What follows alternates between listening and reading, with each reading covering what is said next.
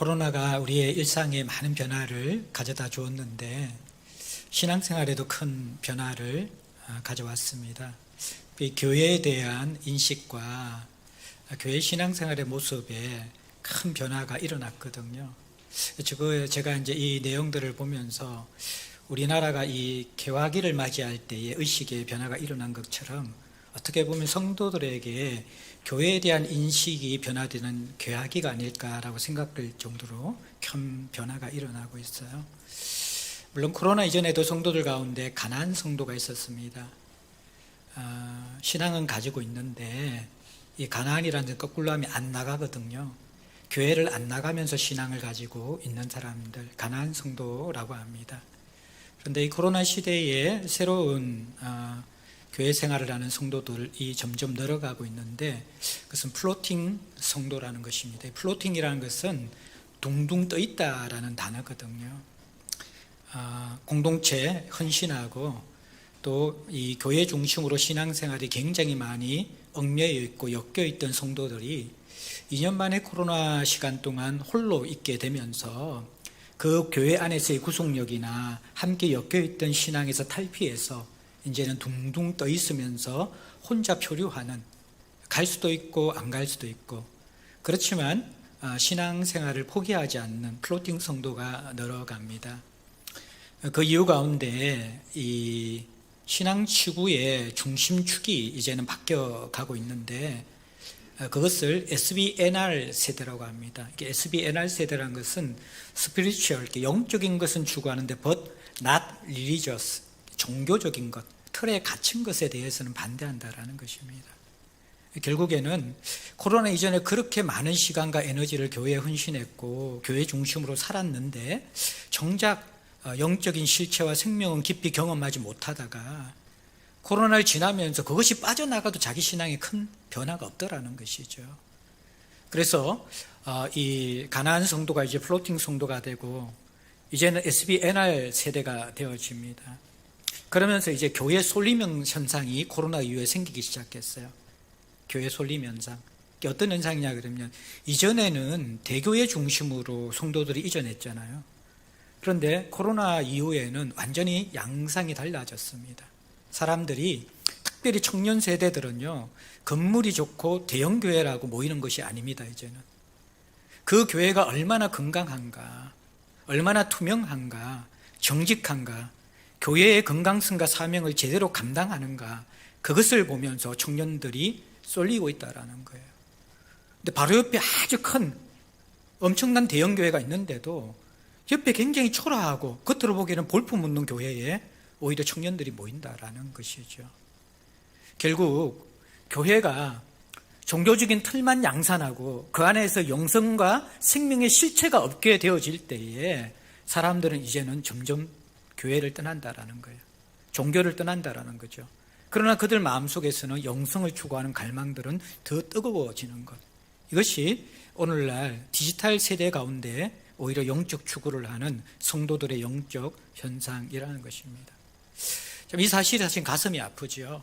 왜냐하면 이 교회라는 곳이 그리스도인께는 안식처와 같은 곳이거든요.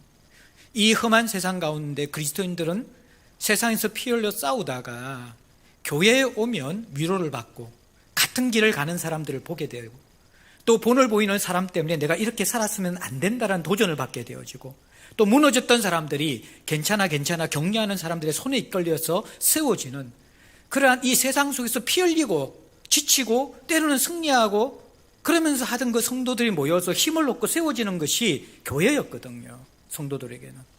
그리고 세상 사람들은 이 깨어진 세상 가운데 다 자기중심적이고 이용만 하고 어디 가도 자기의 속마음을 털어놓을 수 없고 진정한 삶을 찾지 못했는데 교회를 보면 저기는 뭔가 내가 잘 모르지만 저들의 얼굴과 저들의 삶의 모습을 볼 때 저들이 하는 행동을 볼 때 사회 속에서 비춰주는 그 영향력을 볼 때에 내가 종교를 갖지 않았지만 정말 이 교회는 필요한 것 같아.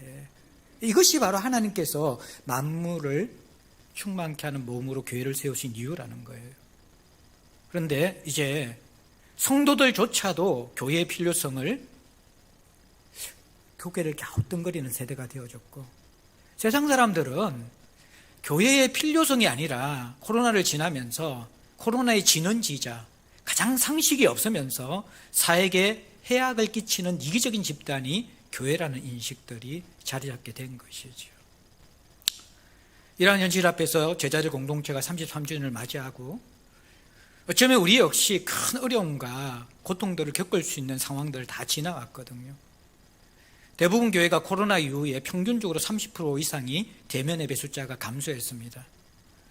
또 여러분들 공간 예배 초소가 이전할 때에 평균적으로 대부분 교회가 3분의 1 이상은 성도들의 이탈 현상이 있습니다. 우리 교회 같으면 두 개 합치면 60%고요. 적어도 40% 이상 성도들이 코로나 이후에 교회를 떠나야 될 그러한 상황들입니다.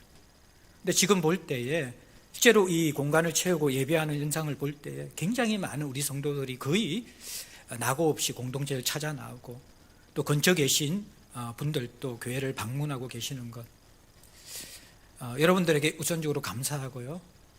또 하나는 하나님이 우리 공동체에 대한 소망과 기대가 있다라는 것이죠.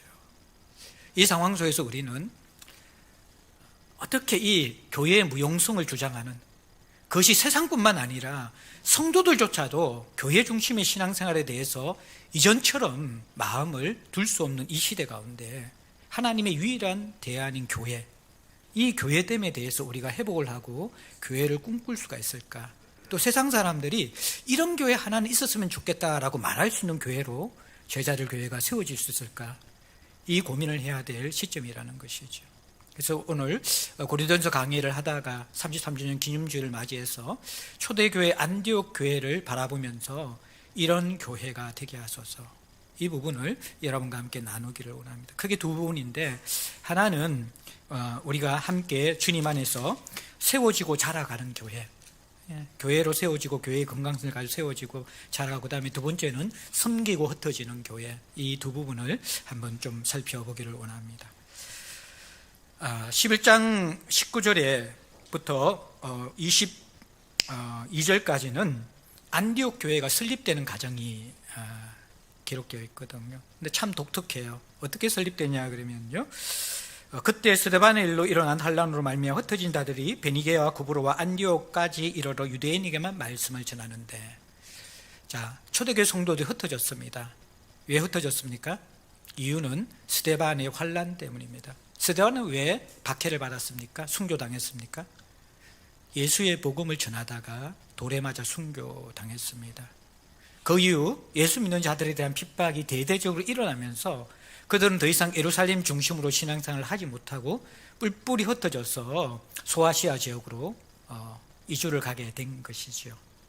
자, 이 흩어진 자들이 한 일이 뭐냐 그러면요, 베니게와 구레네와 구브로에 이르렀고 또 안디옥에 이르러 가지고요 복음을 전했습니다. 이게 여러분들 사실 쉬운 일이 아니거든요. 복음을 전하면 죽는다라는 것을 방금 체험하고 흩어졌는데 이들이 와서 복음을 전했다라는 거예요.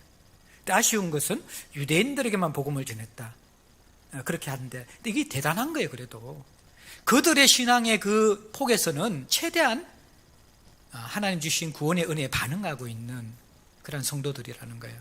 근데 여기서 또 더 나아가요. 구레네와 구브로에 있던 몇 사람이 또 안디옥까지, 안디옥은 소아시아 깊숙이 좀 더 올라가야 되거든요. 그게 이런 사람들이 결국 복음을 전하고 복음을 알면 알수록 이것이 유대인에게만 전할 것이 아니라 하나님은 모든 사람을 구원해야 한다라는 그 메시지를 주었다는 걸 깨닫게 된 거예요. 그래서 안디옥에 이르러서 헬라인 이방인에게도 복음을 전했는데 주 예수의 손이 함께해서 수많은 사람이 예수 믿어서 안디옥 교회가 설립되게 된 거예요. 그런데 이것이 이제 우리가 기억해야 할 하나의 건강한 교회의 구심점이자 출발점이라는 것이죠. 안디옥 교회는 이름 없는 무명의 사람들을 통해서 시작됐습니다. 그런데 그 무명의 사람들은요, 복음 전하다가 죽는 것을 보면서 흩어져서 또 복음을 전하는, 그 말은 그들이 받아들이고 믿고 있는 복음은 진짜였다라는 거예요. 생명을 내걸 가치가 있다는 것을 스스로 인정하고 경험하고 있는 사람들이었다는 거예요. 그래서 그들이 일단은 먼저 그들이 복음 전하는데 편한 유대인들에게 전하다가 하나님의 마음속에 그 틀을 또 허무는 것이죠. 유대인에게만 전하는 것이 복음이 아니구나. 그들의 선입견과 틀을 허물어버리고 이방인에게 복음을 전하고 결국 거기에서 이방인 최초의 교회인 안디옥 교회가 평신도의 손으로서 세워지는 그러한 모습을 우리가 보게 되는 것입니다. 이게 교회의 놀라운 건강성입니다. 특별히 한국 교회의 장점이자 단점은요, 너무나 지도자 중심적이고 목회자에 의해서 교회가 세워지고 또 목회자에 의해서 교회가 무너지는 것들, 이런 것들을 한국 교회에서 너무너무 우리가 자주 본다라는 것입니다. 교회의 첫 출발점은요, 사실은 한 사람 한 사람 성도들의 신앙이 살아있으면서 연결되어질 때 그게 가장 건강한 교회의 뿌리가 될 수 있다라는 것입니다. 이게 우리가 안디옥 교회에서 배워봐야 될 거예요. 제자들 공동체를 바라면서 참 감사한 것은 한 사람 한 사람이 무명의 용사들, 복음을 제대로 믿고 거기에 반응하고 살아가는 사람들이 많다라는 거예요. 저희 교회를 처음 찾아오는 새 가족들이 처음에는 예배를 보고 말씀을 보고 찾아오지만요, 시간이 좀 지나면 그들이 하는 말이 실망하는 부분들도 있겠죠. 그러나 또 대부분 말씀하시는 것이 깊이 들어가서 한 사람 한 사람 교제하다 보면 너무 보석 같고 진국 같은, 어디 다른 곳에서 만나보지 못한 그리스도인들을 제자들 공동체에서 만난다는 고백을 다 한다라는 거예요. 저는 그것이 우리 공동체의 건강성이라고 생각되어집니다. 예.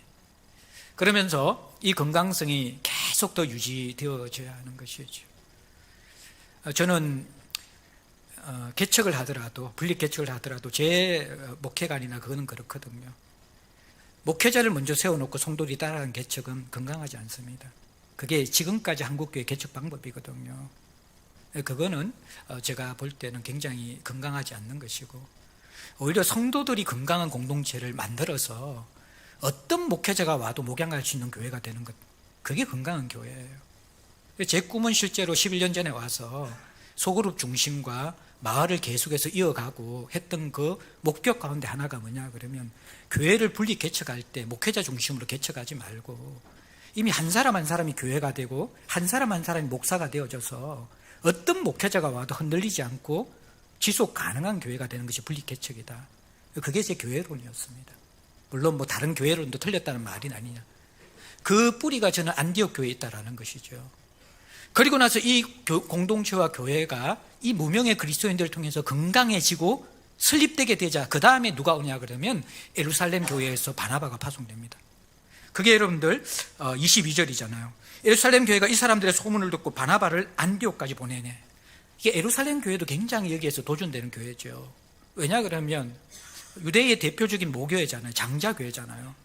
근데 이방인들이 복음을 받고 교회가 세워졌다고 생각하는데 복음이 이방인에도 갈 수 있는 것인가? 아직 이들이 신학적으로 정리가 안 된 상태예요. 그런데 하나님이 일하시는 그 모습을 바라보면서 예루살렘 리더십에서 그 교회에서 결정을 합니다. 파송하기로 지도자를.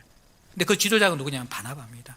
이 바나바는 두 가지 이유 때문에 안디옥에 파송되는데, 하나는 바나바가 구브로 출신입니다. 헬라 문화와 이방 문화를 가장 잘 이해하고 이질감 없이 안디옥 교인들에게 복음을 전하고 목양할 수 있는 그러한 배경을 가진 사람이라는 것이죠. 근데 그보다 더 중요한 것은 3절 4절에 나오는 이 바나바의 인격과 영성입니다. 쉽게 이야기하면 예루살렘 교회에 가장 탁월했던 리더십 가운데 한 사람을 안디옥 교회에 파송하는 것입니다. 그게 바나바예요. 23절에 보면 그가 안디옥에 이르러서 하나님의 은혜를 보았습니다. 기뻐했습니다. 하나님이 어떻게 이 교회에서 일하신가 보는 영적 인사이트가 있었고, 그의 목양의 중심은 모든 사람을 굳건한 마음으로 주와 함께 머물라 하는 검령이었습니다. 이게 신앙의 핵심이거든요. 예. 교회의 핵심은 모든 사람이 주와 함께 머무르는 거예요. 굳건한 마음으로. 이게 복음의 본질이에요. 바울의 기도 속에서도 우리가 속사람이 강건케 되어져서 주께서 마음에 계시게 하는, 그게 신앙의 출발이라는 거예요. 가장 중요한 것을 이 바나바가 알고 있는 것이죠. 그리고 24절에 보면 바나바는 착한 사람이요 성령과 믿음이 충만한 사람이라 이에 큰 무리가 죽게 더하여지더라. 착한 사람이라는 것은 성품이 착하다는 그 말보다도 연단되고 훈련되어서 예수의 인격을 닮을 정도로 균형을 잡힌 그러한 사람이 되었다라는 거예요. 성령은 하나님의 지배를 받는 사람이고, 믿음은 하나님의 지배를 받는 자기 이성과 인격과 체험, 이것을 뛰어넘으면서 순종할 수 있는 준비가 된 사람이 믿음의 사람이라는 거예요. 이 바나바가 헌신하면서 이제 복음을 전하니까 큰 무리가 더해졌어요. 자, 여기에서 또 안디옥 교회도 아름다운 모습이 나오는데, 예루살렘 교회의 틀을 깬 헌신으로 바나바가 파송되어서 안디옥 교회가 더 성장했어요. 그래서 바나바 혼자서 안디옥 교회가 안 되는 거예요. 너무 목양의 대상들이 많아져가지고. 그래서 결국 고민하다가 25절 26절에 보면 바나바가 사울을 찾으러 다소에 가서 만나서 안디옥에 데려와서 둘이 1년간 안디옥 교회에서 목양을 하는 모습이 나옵니다. 이것도 여러분들 이게 아주 이게 정상적인 것보다 사실 이렇게 놀라운 거예요.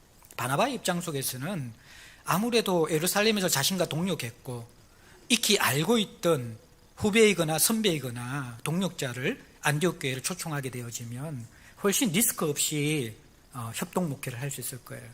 그렇죠, 그죠? 그런데 사울이 어디 있는지 정확하게 몰라요. 그래서 사울을 찾으러 갔다라는 거예요. 왜 이렇게 했을까? 바나바의 위대함인데요.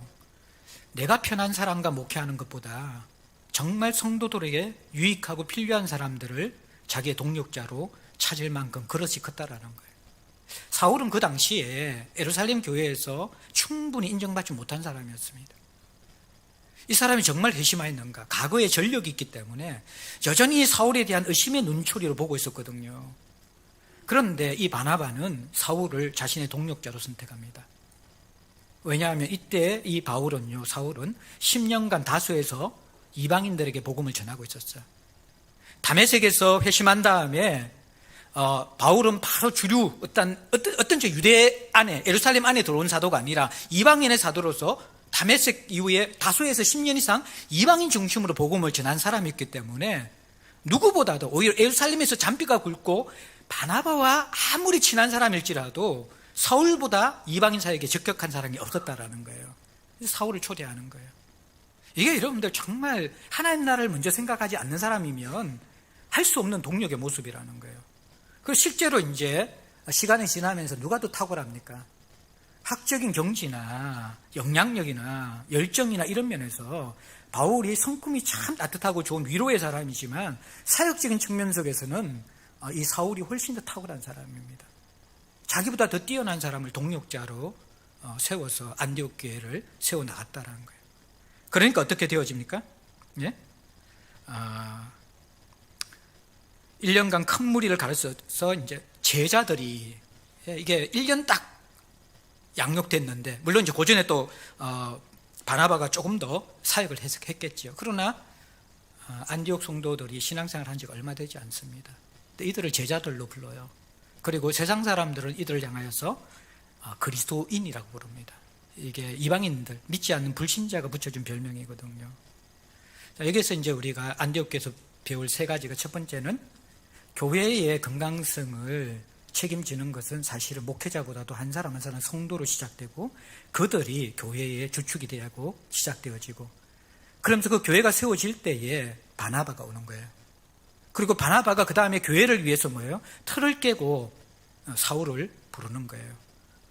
그리고 사울을 부르면서 결국 이 바나바의 위대함은 뭐냐 그러면요, 바울이 자기보다 더 위대해질 때에 자기의 어깨를 밟고 리더십을 발휘할 수 있도록 세워주는 것입니다.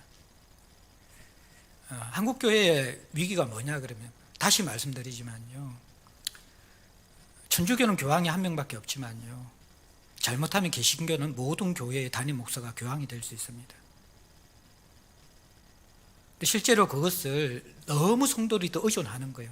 한 사람의 지도자를. 때로는 그 건강성의 영향을 받기도 하지만요, 때로는 그 지도자의 연약함과 부정적인 모습에 영향을 받습니다. 그래서 한국교회는 담임 목사 한 번 바뀔 때마다 무너지고 세워지고 하는 그 역사들을 교회사 가운데 끊임없이 지속하고 있는 것이죠. 감사한 것은 제자들 교회가 3대까지 담임 목사가 바뀌는 가운데서도 큰 어려움과 갈등 없이 그래도 지내왔습니다. 감사한 것이지만 또 정직하게 돌아보면 너무 어떤 측면 속에서 설교자 한 사람, 담임 목사 한 사람 중심적으로 교회가 너무 큰 영향력을 받고 있어서 그 후유증이나 거기에 대한 부정적인 요소가 없었다고 말하지 못할 것입니다. 우리는 건강성을 계속해서 지속해 나가야 되겠지만 결국 교회의 건강성을 견인하는 것은 여러분들이 복음 안에서 건강한 교회론을 가지고 한 사람 한 사람이 교회가 되어져서 어떤 지도자가 오든지, 그게 본교회에 다른 리더십이 오든지 아니면 교회가 분리 개척해서 나가든지 간에 그것이 목회자 한 사람 중심으로 모든 것이 다 되는 것이 아니라, 물론 그 목회자 역할은 중요합니다. 그럼에도 불구하고 이 안디옥 교회처럼 한 사람 한 사람이 교회가 되어서 건강한 교회를 구성하고 세워나갈 수 있는 역량을 가지는 것, 이게 굉장히 중요하다는 것입니다. 아마 제자들 교회 분립은 이게 될 때 가능할 것입니다.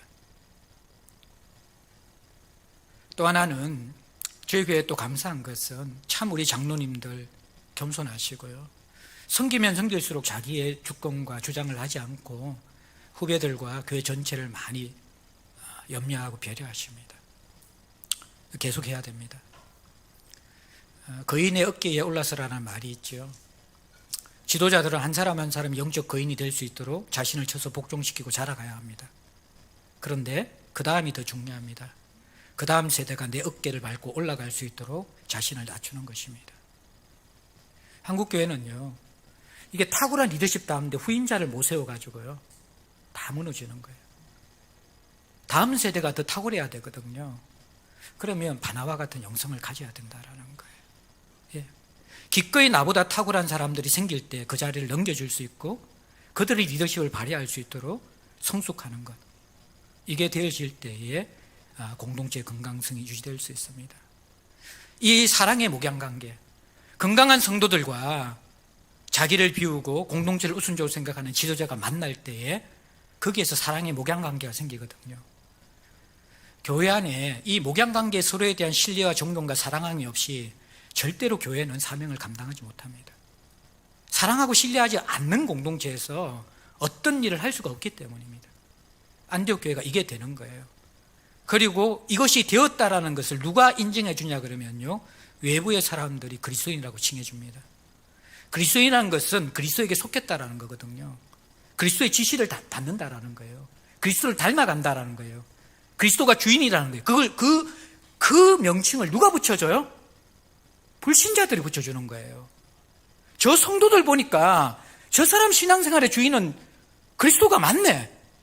안디옥 교회 보니까 안디옥 교회 주인은 그리스도가 맞네. 이게 세상 사람들, 이방인들이 붙여진 별명이었다라는 거예요.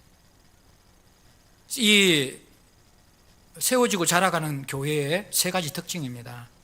무명의 건강한 그리스도인들, 그리고 정말 자기를 비워서 하나님 나라를 우선적으로 선택하고 자기를 낮추고 동력할 수 있는 리더십들, 그 다음에 그래서 그 교회가 누가 보더라도 이 교회는 그리스도가 주인이시네, 사람이 주인이 아니네, 세상 사람이 볼 때에도 저 교회는 교회다운 교회야 라고 이야기하는 것, 이게 안디옥 교회의 모습이었습니다. 이게 될 때 그 다음에 세상을 섬기고 흩어지는 교회가 되는 거예요. 그래서 여러분들, 우리가 이제 27절부터 30절에 보면요, 바나바와 바울의 동료를 통해서 교회가 많이 성장하고 부흥해 갈 점에 아가보라는 선지자가 예언을 합니다. 천하의 큰 흉년이 될 것이다. 이 예언은 쉽게 이야기해 말씀입니다. 말씀, 하나님 주신 거란 말씀입니다. 말씀은 영적인 것도 있지만 사회 전체적인 현상을 바라보면서 분별해서 선포하는 것이거든요. 근데 그것이 실제적으로 응해집니다. 그래서 28절에 보면 클라우디오 때에 그렇게 되었습니다. 여기에 대해서 29절 30절에 안디옥 교회가 어떻게 반응하는가? 제자들이 각각 그 힘대로 유대에 사는 형제들에게 부조를 보내기로 작정했다. 자, 여기에 그리고 나서 30절, 이를 실행하여 바나바와 사울의 손으로 장로들에게 보내었다.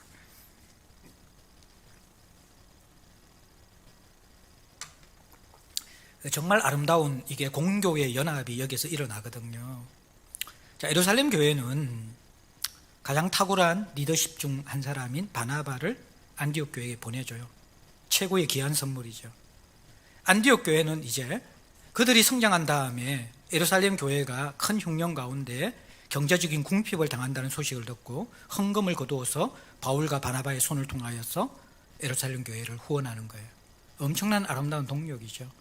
근데 이 동력이 일어나기까지의 핵심이 뭐냐 그러면 이들이 아가보의 예언, 쉽게 이야기하면 말씀이거든요. 거기에 반응하면서 작정했다라는 거예요. 그리고 그것을 실행했다라는 거예요. 우리가 누군가를 돕고 섬길 때에 그것이 우리의 머리나 우리의 열심이나 우리의 계획 속에서 나오는 것은 굉장히 위험합니다. 왜냐하면 교회의 주인은 그리스도이기 때문입니다. 조금 더 보겠지만 안디옥 교회의 건강성은요, 그들의 사역과 그들의 모든 교회의 역할들을 말씀이 지배하고 성령이 인도하는 교회였다는 거예요. 그래서 이 구제 헌금은 어떤 의미에서는 말씀에 대한 반응입니다. 말씀에 대한. 천하의 흉년이 될 것이다. 그 메시지를 듣고 나서 그럼 우리가 어떻게 하지? 라고 그걸 고민하면서 적용한 거예요, 이 사람들이. 그래서 실행한 거예요. 그러면서 공교의 연합을 이루어 나가는 것이라는 거예요. 그래서 교회 공동체가, 개인이나 공동체가 말씀에 대한 순종과 겸손함이 준비되지 않은 가운데서 쉽게 더 큰 일을 위해서 섬기면서 뛰어드는 것은 저는 굉장히 위험하다고 생각돼요. 그리스도가 주인 돼서 행할 수 없기 때문에 그렇습니다. 그래서 모든 교회는 하나님의 말씀에 귀 기울여야 되고요, 함께 부복할 수 있어야 되고, 거기에 대해서 반응하는 것들, 그것으로 출발되어지는 것입니다. 그리고 또 하나는 그 말씀에 대한 순종은 우리의 위로나 격려를 뛰어넘어서 실제적인 헌신이 동반될 수 있어야 된다는 거예요. 그 실제적인 헌신은 결국엔 시간과 물질입니다. 시간과 물질입니다. 아마 앞으로 점점 플로팅 그리스도인들의 특징, 또 이제 MZ세대들의 특징은 뭐냐 그러면요, 느슨한 관계를 원합니다. 그리고 내가 하고 싶은 일만 선택해서 하기를 원합니다. 이전과 같은 거 헌신을 기대하기 힘든 세상이 점점 오고 있다라는 것입니다. 우리는 어떤 의미에서 두 가지 전략이 같이 필요하거든요. 그들의 필요와 그런 정서를 알면서 할 수 있는 헌신에서 시작하지만 결국에는 교회가 교회되기 위한 헌신까지 연결될 수 있는 그러한 교회에 대한 자원하고 기쁨으로 섬길 수 있는 구조들, 또 그러한 영성들을 잘 회복해 나가야만 할 것입니다. 이제 뭐 13장에 보면 이제 또 사람을 파송한 것까지 나와요. 여기에 조금 더 말씀드리면, 우리가 마천동 교회 이 지역으로 온 것은, 에베소서를 온 것은 여러분들이 늘 기도한 기도 중에 빠지지 않는 것이 우리가 어떻게 이제는 지역사를 섬길 것인가. 근데 시간, 돈, 사람 필요합니다. 그것 없으면요, 우리 아무것도 못합니다. 기본적으로 시간을 헌신해야지 사람을 섬기죠. 그렇죠, 그렇죠? 물질도 여러분들 헌신해야만 합니다. 우리가 재직해 하면서 우리가 예상하지 못한 고금리 때문에 재정적 부담이 많이 있는 건 사실입니다. 그런데 우리가 빚 갚기 위해서 헌금하는 것은 어떤 의미에서 교회의 목적과 동기가 아니라고 생각되어져요. 교회 운영이 한 해 예산을 짜서 얼마 남고 얼마 모자라고 그것 때문에 교회 사역이 결정될 것 같은, 교회 주인은 돈이죠. 물론 우리가 이상주의가 돼서 그것을 무시하자는 말은 아닙니다. 교회가 오늘날 세대들이 헌금하는 것은요, 빚 갚자고 하면 동기부여가 안 돼요. 그런데 교회의 본질적인 사명은 무엇입니까? 하나님이 말씀 속에서 주신 비전이 있으면요, 교회의 꿈이 있으면요, 거기에 사람들은 시간과 돈을 헌신할 수 있는 거예요. 우리는 꿈을 꿔야만 합니다. 교회가 무너졌잖아요. 우리 공동체가 정말 이곳에 오면 영적으로 가족을 만날 수가 있고 힘을 얻을 수 있는 것. 그래서 이 MZ세대들이 교회를 떠나는 이유가요, 도움은 안 주면서 시간 많다고 싱글이라고 헌신만 강요하기 때문에, MZ세대는 여러분들 1980년대 이후에 출생하면서 2000년대까지 출생한 사람들, 밀레니엄 세대와 Z세대인데요, 이 친구들이 대대적으로 교회를 떠나면서 설림 현상이 일어나게 있거든요. 그들이 원하는 것은 레스트입니다. 교회가 둥지가 되는 것입니다. 힘을 주는 것입니다. 가족이 되는 것입니다. 그렇게 우리가 이 교회가 건강히 되기 위해서 재정보다 중요한 것은 교회가 꿈을 꾸는 것이거든요. 청년들이 어떻게 교회에 대한 소망을 가지고 이 교회를 통해서 하나님 나라를 건설할 수 있을까? 그래서 저는 우리 장로님들은, 우리 성도들에 감사합니다. 왜냐 그러면 우리 청년대에서 많이 우리 교회가, 모르겠어, 또 우리 청년들 이야기를 들어가니 좀 열려있고, 저는 이번에 제자들의 밤 하면서 너무 고마웠고요. 우리 3부에 우리 바울의 종성형제와 상은자매가 하면서 우리 다 그 장년들만 뒤집어졌어요. 너무 재밌어가지고. 중심에 서서 하고, 우리 코로나 때 가장 무역할 때 그것을 깨뜨린 것이 청디디였습니다. 청년들.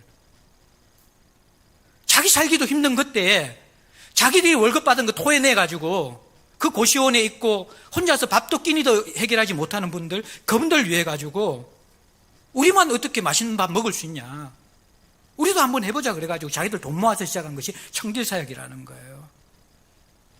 이러한 꿈들을 계속 꿀 수 있는 교회가 돼야 되고요. 또 하나, 청년들이 교회 주체가 돼야 됩니다. 그들이 이 어떠한 교회의 방향과 목적에 대해서 참여할 수 있는 세대가 돼야 된다는 거예요. 이제는 결정을 위해서 다 하고, 시간 내서 헌신한 건 다 밑에서 다 하고, 이제는 여기에 대해서는 반응할 수 없는 그런 상황이 되었다라는.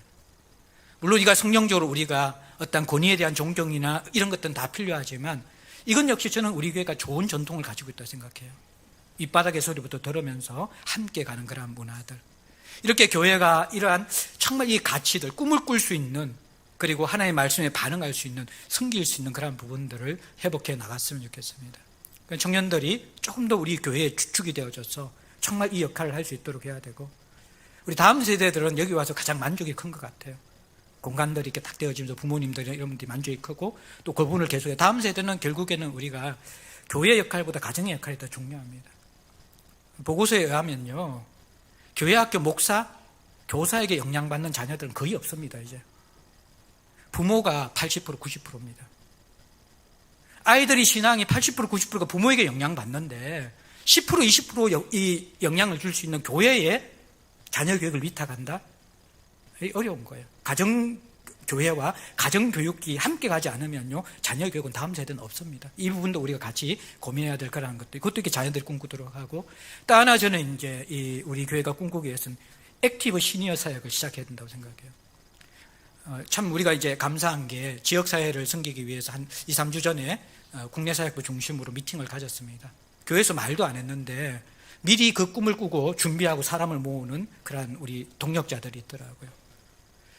우리 청딜은 이제 뭐 성내동에서 이게 지금 야단이 났어요. 구청에서도 지원해 주겠다고, 뭐 신문에도 지금 뭐 나오고 뭐 이래요. 왜냐 그러면 청년들은 전부 다 후원받고 지원받는 세대인데 어떻게 청년들이 자기 돈을 내가지고 이런 일을 하냐고. 그러면서 뭐 인터뷰가 오고, 또 구청의 구의원이 이게 도와줄 테니까 계속 해달라고, 교회 옮겼다 그러니까. 처음에는 이제 마천동 올려가 했다가 도와준다 그래서 또 성내를 좀 더 한대요. 그러면서도 또 마천동에서도 어떻게 할까 지금 고민하고 있어요, 이 친구들이. 그리고 또 하나, 우리 여기 와서 감사한 것도, 오래전에 또 이 근처에 장애인 복지관이 있거든. 거기서 함께 동력했던 우리 교회 이제 지체분이 계세요. 그 이제 인성사회복지관 분하고 한번 주선지가 만났는데, 우리 교회가 할 수 있는 역할이 너무 많은 거예요. 마천동 지역은요, 여기는 서울 시내에서 세금이 가장 적게 거치고요, 세금 지원이 제일 많은 데입니다. 그만큼 힘든 곳이라는 거예요. 예. 그리고 이주민들, 외국인들은 많지 않습니다. 그런데 독거 노인들이 엄청 많은 곳입니다. 그런데 이렇게 마천시장 쪽으로 가다 보면요, 그 작은 가옥에 있잖아요, 한 층에 쪽방들이 너무너무 많아요. 이것을 어떻게 섬길까? 우리 정유진 집사님 국내성교 부장이 한번 이거 어떻게 섬길까? 성내동에서는 좀 교회 도움이 필요한 결손가정이나 아니면 이제 좀 이 차상위 계층이나 그렇게 많지 않았대요, 그래요.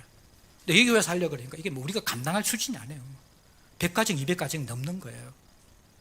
그러니까 우리 홀로 할 수 없는 그런 상황인데, 어쨌든 이 부분들도 우리가 어떻게 섬겨야 될지 좀 꿈을 꿔야 될 그런 부분들인데, 우리의 틀을 많이 껴야 돼요.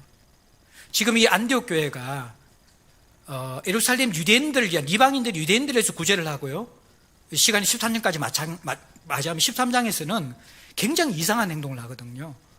어떻게 보면 상식적이지 않아요.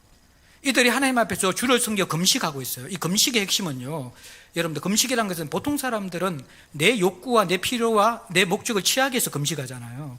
성경적 금식은 자신을 비우는 겁니다.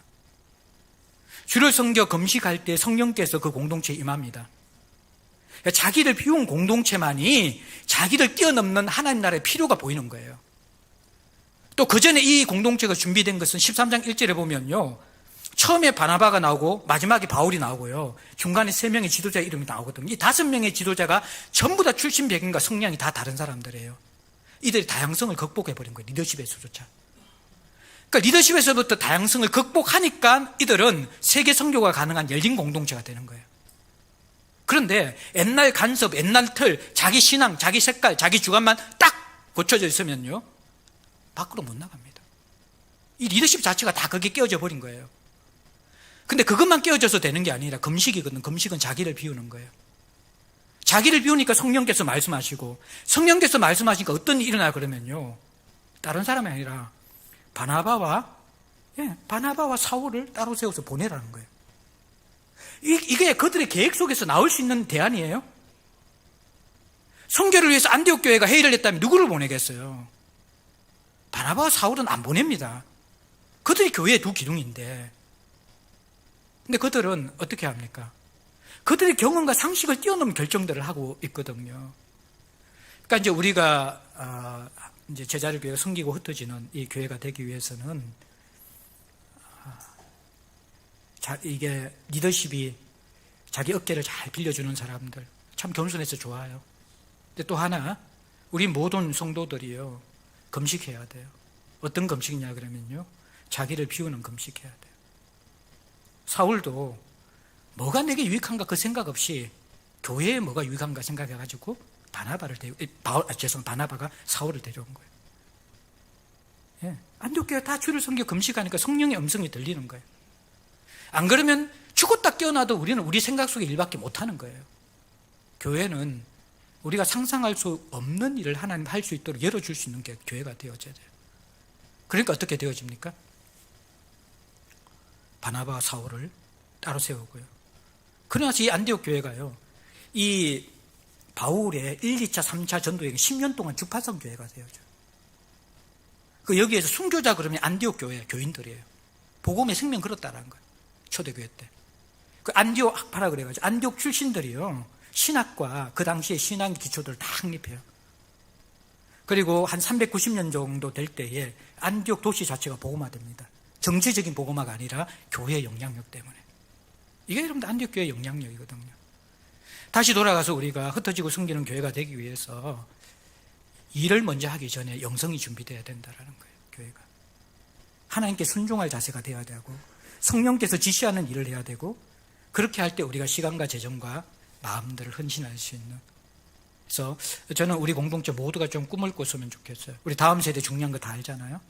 또 감사한 것은 우리 바울 디모데 청바지, 이게 청년 바울 디모데거든요. 이게 청바지라 그러는데, 우리 교회 청바지가 굉장히 감사해요. 아마 이제 청소년 숫자들은 계속해서 이게 올라올 거예요. 20명, 30명 계속 커질 수밖에 없고, 지금 디모데 바울이 꿈틀꿈틀거리면서 제자들 밤 하는데도, 사실 우리 장년들은 전부 다 코로나 이후에 삶에 치여가지고 체력이 안 돼. 금요일날 제자들 밤 제가 순서를 바꿔야 돼요. 다 좋다 그러는데, 먹고 기도하고 먹고 사랑하라 그러니까 제일 중요한 게 먹는 거야. 그러니까 기도하고 먹고 다 먹튀 돼버리는 거예요. 3부 때 많이 나갔어요. 사랑하라 할 때 물론 되게 좋았는데, 그 다음에는 기도하고 사랑하고 먹고, 먹는 거를 제일 끝에 해가지고 어쨌든 이제 그렇게 해야 될 수도 있는데, 근데 교회를 가득 찬, 가장 여러분들 비율적으로 많이 참석한 게요, 놀랍게도 디모데 바울이에요. 예. 우리 정말 감사해야 돼요. 우리가 어떤 측면에서 지금 도전받고 본받아야 될 대상들이요, 디모데 바울들이에요. 이 친구들은 가장 불안한 세대거든요. 부모보다 똑똑하지만 유일하게 부모보다 가난한 세대예요. 이 친구들이 영적인 그런 도전을 우리 공동체에 주고 있는 것이거든요. 이제 우리 교회가 회복해야 될 게 하나만 더 말씀드리면요, 액티브 시니어 사역해야 됩니다. 또 우리 그 실버 사역도 꿈꾸는 분 계시고, 아까 이야기 청딜하고 또 장애인 사역 꿈꾸고 있고, 그 다음에 어린이 돌봄, 여기 한 가정들 오면 어린이 돌봄 사역 꿈꾸고 있는 분들 계시고, 또 실버 사역 꿈꾸고 있는데, 두 가지가 필요합니다. 이전에 실버 사역도 필요해요. 이제 연세 드신 분들 우리가 잘 공경하고 건강도 관리해드리고 만난 것도 대접해드리고 보험도 정리해드리고. 근데 이제 앞으로는 이게 완전히 달라집니다.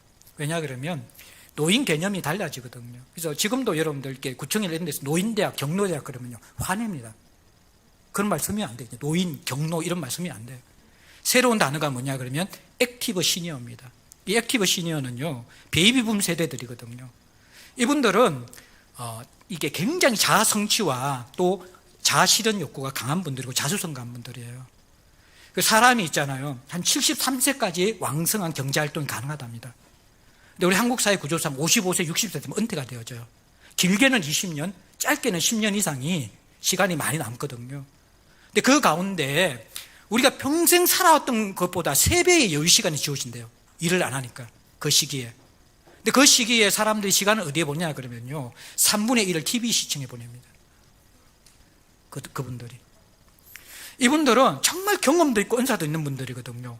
이분들이 액티브 시니어 되어서 해야 될 일은 뭐냐 그러면요, 저는 이 지역사회 섬기는데 이분보다 좋은 분들이 없어요. 해외 선교하는데 자녀들 다 컸죠. 근데 이분들 좀 불쌍하긴 불쌍해요. 이분들의 이제 이게 두 별칭이요, 낀 세대와 부포족이거든요. 낀 세대는 더블 케어라고 그래가지고 이분들은 한 번도 자기 위한 삶을 못 삽니다. 지금까지 이 부모님들, 노부모님들 이게 부양해야 되고요. 이제는 자녀의 부양은 못 받습니다. 이게 부포족입니다. 부모로서의 부양받는 것을 포기한 종족이 부포족입니다. 이게 이제 지금 액티브 시니어예요. 그리고 나서 성인 자녀들까지 부담해야 돼요. 평균적으로 100만 원 이상을 부모에게 70만 원, 가난한 성인 자녀에게 30만 원, 40만 원, 이게 매달 지출되어지는 그런 부양비라는 거예요. 힘든데도 이들은 그럼에도 불구하고 꿈과 소망이 있는 곳에 자기 인생이 의미 있게 사용되길 원한다는 거예요. 또 이런 분들이 교회 안에서 또 교회 밖에서 교회를 통하여서 마음껏 일할 수 있도록 해야 돼요. 이걸 시스템으로 만들면 안 되고요, 이분들이 자기의 필요를 잘 알기 때문에 스스로 만들 수 있도록 해야 돼요. 예. 그럼 거기에서 어떤 의미에서 열정도 나오고 시간도 나오고 재정도 나온다라는 거예요. 그 액티브 시니어들은 다 이쪽으로 이사 오십시오. 교회 근처로. 여러분들이 자꾸 교회를 통해서 뭘 하자 그러는데 평일날 교회 공간에 교역자들밖에 없어요. 그리고 바이올린 연주하고 이렇게 우리 그 교회 해가지고 하는 하고 태권도반 두 반만 딱 평일날 와요. 안 된다라는 그거 가지고 공간도 비워드리고 싶고 다 하고 싶은데 결국에는 사람들이 올 때 환대를 하고 그들을 숨길 수 있고 하는 사람이 필요하잖아요, 그죠? 그러니까 지금까지 제가 그런 말을 안 했는데 이런 일을 위해서 헌금도 좀 하시고요, 시간도 좀 내시고요, 교회 근처로 이사 오십시오. 제가 뭐 이렇게 집값은 잘 모르겠어요. 잘 모르겠는데. 그래서 여러분들 액티브 시니어들은 말년을 교회와 함께 보낸다. 근데 교회의 일을 위한 교회가 아니라 정말 교회를 통해서 교회가 교회다운 일을 섬기는 데 보낼 수 있는 그러한 꿈을 꾸는 분들이 많았으면 좋겠습니다. 준비한 걸 제가 한 20% 못했지만 시간이 많이 가서 여러분들 실족하지 않도록 하기 위해서 산소망을 지켜드리기 위해서 말씀을 마무리하겠습니다. 예, 사람들이 다 교회 꿈을 잃어버렸잖아요. 교회 다니는 사람들도 내가 언제까지 이 교회 다녀야 되는가? 교회 바깥의 사람들은 저 애물단지 같은 교회, 네, 그런 이 교회. 근데 우리가 다른 교회 지탄하지 말고 하나님이 꿈꾸시는 교회, 그 피 흘려 사신 교회, 그 은혜의 한복판에서 가장 귀한 선물을 받은 우리 제자들 공동체가 한번 그런 교회에 대한 꿈을 가지고 세워보자라는 거예요. 예. 무명의 아름다운 복음 전하는 한 사람 한 사람 교회가 되어지고 정말 자기를 비워서 성도와 교회를 위할 수 있는 그런 지도자가 있고 그래서 그리스도인이 되어지는 교회. 그래서 그 영성과 또 다양성과 그러면서 하나님 앞에 자신을 다 비우면서 세상에 존재하는 유일한 이타적인 공동체 교회거든요. 그게 교회의 목적이에요. 모든 조직들은 자기 집단의 이익인데 유일하게 자기 집단 아닌 목적을 위해서 헌신하는 곳, 그게 하나님의 교회입니다. 그 교회에 대해서 우리 정말 교회가 어떤 곳인지 우리 생전에 한번 그런 교회 한번 맛보는 것, 그게 제 목양의 꿈입니다. 그리고 그런 교회를 주님 앞에 올려드리고 세상 사람들이 우리 맡은 지역의 주민들이 이런 말 한번 하는 거, 야 교회 전부 다 똑같은 줄 알았는데 저 교회는 좀 있어도 되는 교회 같다, 그런 말 한번 들어볼 수 있는 그런 제자들 교회. 그래서 하나님이 내가 만물을 충만케 하는 몸으로 세운 교회가 이런 곳이구나, 그렇게 흡족할 수 있는 교회, 그 교회를 함께 우리의 마음과 삶을 들여서 세워갈 수 있기를 주의 이름으로 축복합니다.